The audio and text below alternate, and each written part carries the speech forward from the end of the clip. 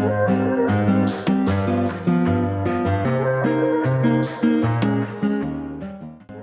friends, it's Bree and welcome back to another video. I did miss last week's video, which I know, but honestly I just didn't have the time or the energy to get a video out last week, but we're here today and we're back on schedule. This is another puzzle that came from completing the puzzle. It's called Balloon Festival, it's 300 pieces and it's from the brand Dowdle. We are speedrunning this one, which we'll talk about later, but then also in this video, I thought I could give you a bit of a review of completing the puzzle since I've been using it for a few months now. Starting off this one, I did spend a few minutes just kind of studying the image because I feel like usually I just kind of look at the picture and then just get straight into puzzling. So this time I did spend a good minute or two really looking at the image and getting myself familiar with it. I think somebody called me, so there is a slight scenery change because this is a few minutes later, and I did get myself a snack. That is applesauce, but I got everything set up and I was ready to get started. So I dumped all the pieces out and I went ahead and got started on my full flip. As I was flipping, I wasn't sorting, but I was kind of loosely sorting out the pieces. So I had some of the greens all together. I tried to keep all of the white pieces together because those had to be the clouds. And then the rest of the pieces were basically just the random colors of the different hot air balloons. I ended up starting out with the bottom green border, and then the blue from the sky. After a few minutes, I could realize that the blue from the sky was different from the blue that was in that river, lake, water situation. So I was able to piece those pieces out. And then there were some pieces of hot air balloons that were pretty easy to see and realize that they went together. So if there was a couple of pieces of hot air balloon that I realized were all part of the same thing, I just went ahead and pieced them together. Yes, this is another speed puzzle, and that is because I went ahead and finally signed up for an actual speed puzzling competition. So the one that I signed up for is in actually a few weeks, so I guess 3-ish weeks. I signed up for one of the online competitions, so a little bit nervous. I signed up for it through the speedpuzzling.com website, and so on their site they have typically either 500 or 300 piece puzzle competitions. I signed up for the 300 piece competition because I felt like that seemed a little bit less intimidating, but the thing is with the piece competition, the cutoff time is an hour. So you get started, they get you set up I guess, and then you have an hour. So whatever you don't finish within the hour mark, it just kind of doesn't count. So I'm nervous to be able to meet that time goal. I'm almost certain that this is the first 300 piece that I've actually sped run. So this does give me a good indication of how I'm kind of doing so far. And we'll see at the end, how I do. But I'm still nervous. And then I'm also nervous because I'm not really sure how the speedpuzzling.com competitions really work. I watch a lot of the Euro Jigsaw Jam competitions. They host those on, I think, Google Meets or something like that. And then they also live stream it to their YouTube channel.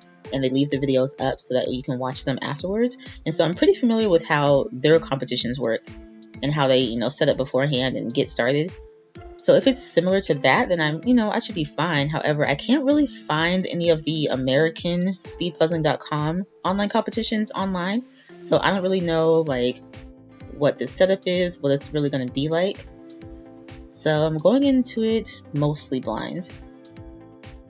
Back to the puzzle, I've gotten pretty much most of the border done, and also a good kind of little chunk of the different hot air balloons. However, as you noticed, I pretty quickly realized as I was doing the border that my board was going to be too short to have it standing straight up and down. So I did have to rotate the puzzle, and I'm pretty sure at this point I just need to keep in my mind that if the puzzle is portrait, I need to just go ahead and do it sideways so I can stop having to flip it around all the time. At this point, I was kind of struggling with figuring out which hot air balloon the more colorful pieces belong to. So something I had started doing was trying to focus on the purple and tan hillside in the background of the picture. And that definitely did help, especially because some of those hillside pieces did have a bit of hot air balloon to them. So that did help to give the puzzle some shape.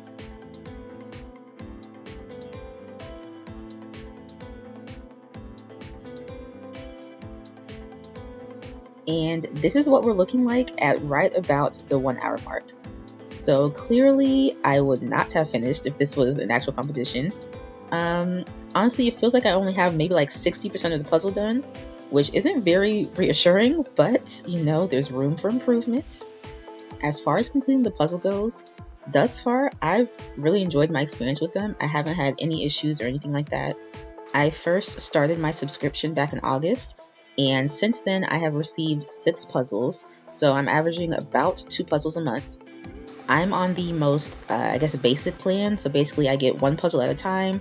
I have it, I complete it, pretty much as many times as I want to, then I ship it back to them. And one thing that I have really liked about this service is that if the system recognizes that you have shipped your puzzle back to them, but shipping is taking a little while, for example, during like Hurricane Helene and Milton, shipping was taking a while, they will go ahead and mail out your next puzzle versus having to wait for the company to receive the puzzle you sent back before they send you out the new one. So I really appreciate that. Okay, snapping back to the puzzle really quickly. I'm finishing up these last few pieces of just pure green treetops, and I finally got done at 1 hour, 13 minutes, 53 seconds.